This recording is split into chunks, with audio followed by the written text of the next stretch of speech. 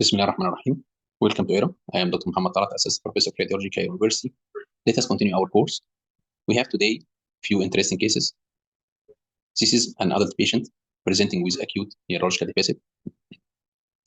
The obvious abnormality is this fairly defined hypodense area. And this hypodense area is characterized by loss of gray-white matter interface. We couldn't discriminate the gray matter from the white matter.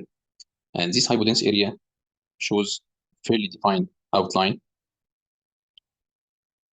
It shows a well-defined outline between the abnormal and normal brain tissue. So we are dealing with cytotoxic brain edema. And this brain edema exerts mass effect in the form of effacement of the cortical sulci. Look at the contralateral side. On the contralateral side, we have preserved cortical sulci and preserved gray-white matter interface, while on the contralateral side, or on the left side, we have loss of gray-white matter interface and effacement of cortical sulci. In addition, this cytotoxic brain edema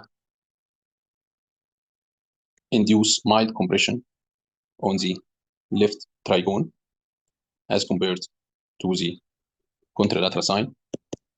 So we are dealing with acute cytotoxic brain edema. And this cytotoxic brain edema involves the inframedial aspect of the temporal loop, left temporal loop. Also, it extends into the occipital loop.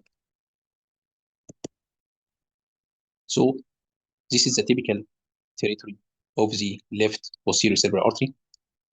So we have here an acute non-hemorrhagic cerebral infarction along the territory of the left posterior cerebral artery. Also, I want to add some teaching point here. Look for this area. This is hypodense area along the posterolateral aspect of the thalamus, of the left thalamus. To check is it true or not, let us go to our stroke window. I think now it's more clear.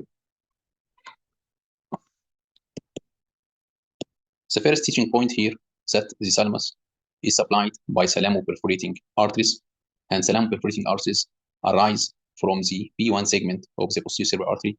So the thalamus is considered as a part of the posterior circulation. It's commonly affected with posterior cerebral artery territory. We don't have any other significant abnormalities. So let's move to our second case. This is our second case today. Non-contrast scan of the brain for an adult patient with acute neurological deficit. Let's start by the right temporal region. We have hypodense area, cortical and subcortical indication along the right temporal loop, and its density is very close to the CSF density inside the temporal hole of the right lateral ventricle, and it exerts negative mass effect in the form of extravagal dilatation of the temporal hole of the right lateral ventricle. So we are dealing with chronic ischemic insult or chronic cerebral infarction along the territory of the right posterior cerebral artery. Also, we have on the right side area of cephalomalacia along the right high parietal region, and this one also exerts negative effect in the form of widening of the cortical sulci, and the related extraaxial CSF spaces are dilated. So we have also volume loss at the white matter as compared to the contralateral side. So we are dealing also with chronic ischemic insult. So we can describe this one as area of encephalomalacia. Let's move to the left side. We have hypodense area involving the inframedial aspect of the left temporal loop. It exerts mass effect in the form of effacement of cortical sulci. So it's along the territory of the left posterior cerebral artery, and also the left thalamus is affected, as you see here. So we have an ischemic insult along the left posterior cerebral artery.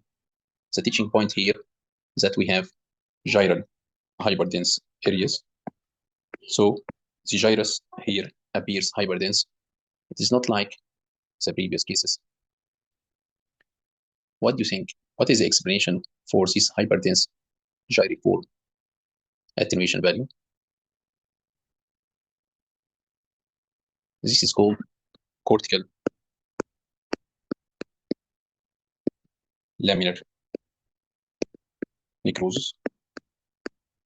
Cortical laminar necrosis can be caused by different causes, either decrease oxygen supply to the brain tissue, as in cases of ischemia, hypoxia,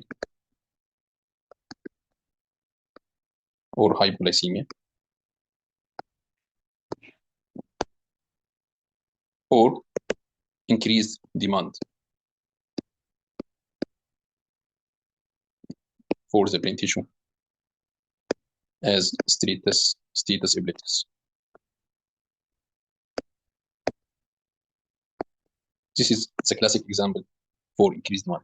So cortical necrosis or cortical laminar necrosis can be caused typically in subacute cerebral infarctions. It starts to appear in some cases after a few days and can be persist in imaging up to a few months. So my teaching point here, because I saw it in many reports from other colleagues, that sometimes they diagnose these hyperdense areas, gyriform hyperdense areas, as hemorrhagic cerebral infarction.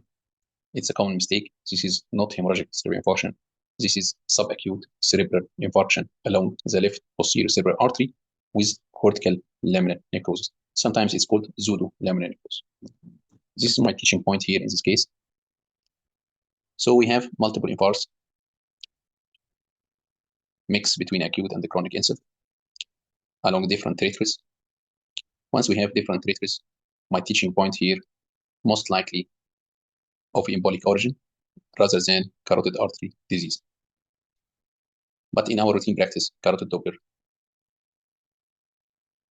and echocardiography are recommended for these patients. Let's move to our next case. This is non-contrasted scan of the brain.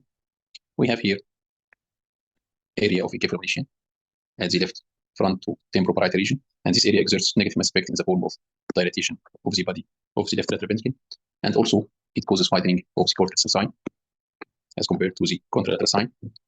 Also, the Sabin fissure is widened as compared to the contralateral sign. So this is an old cerebral infarction along the territory of the left middle cerebral artery. Along the right side, we have an area of mixed densities at the infromedial aspect of the right temporal loop. Area or hypodense area of cytotoxic edema. It exerts mass effect in the form of effacement of the cortical cell sign. And we have also hyperdense area of acute hemorrhagic component. So once we have something like this, also we have small hypodense area at the right thalamus. So we have something abnormal along the territory of the right posterior cerebral artery. Once we have intracerebral hemorrhagic component, as we discussed in one of our previous videos, please watch this one if you didn't watch it before. Once we have intracerebral hemorrhagic component, either traumatic or non-traumatic, this case is non-traumatic, so we are dealing with non-traumatic causes of intracerebral hemorrhagic insult. We should review the causes. The most logical causes, either hemorrhagic transformation for cerebral infarction. The second differential diagnosis is acute venous or cerebral venous infarction, because acute cerebral venous infarction can start by hemorrhagic component. We don't have really any dense or cord sign for the superior sagittal sinus or the transverse sinus. So we don't have any evidence of acute dural sinus thrombosis. Even the internal jugular vein is not hyperdense. So the most likely diagnosis is hemorrhagic transformation of cerebral infarction. We should check with the clinical data and review the electronic medical record to check if the patient received or did the patient receive any anticoagulant therapy or not. By checking the electronic medical record, we found that the patient started to take anticoagulant therapy for cerebral infarction, and this is considered as hemorrhagic transformation of cerebral infarction. Also, as we reviewed in one of our videos, our checklist and the golden tips in reporting, we should check all other findings. We have here dural-based space occupying lesion along the frontal region, right paramedian in location, and it shows dural-based attachment along the infarct cerebri and the convexity of the frontal region. So most likely this is considered as convexity or parafalcine meningioma. It doesn't exert significant mass effect, but this is the value of reviewing our checklist. Let's move to the coronal plane. In the coronal plane, we have clear evidence of intracerebral hemorrhagic component. This is not gyral for, as we saw in the last case. And also, we have small subdural hemorrhagic component, small subdural hematoma along the right tentorial leaflet. We should measure the thickness of the hematoma. It doesn't exert significant mass effect. So this subdural hematoma also is suggestive of iatrogenic therapy. So this is a classic case of hemorrhagic transformation of cerebral infarction. By the end of this session, I would like to thank you all. I hope you enjoyed our case today and see you soon. Thank you so much.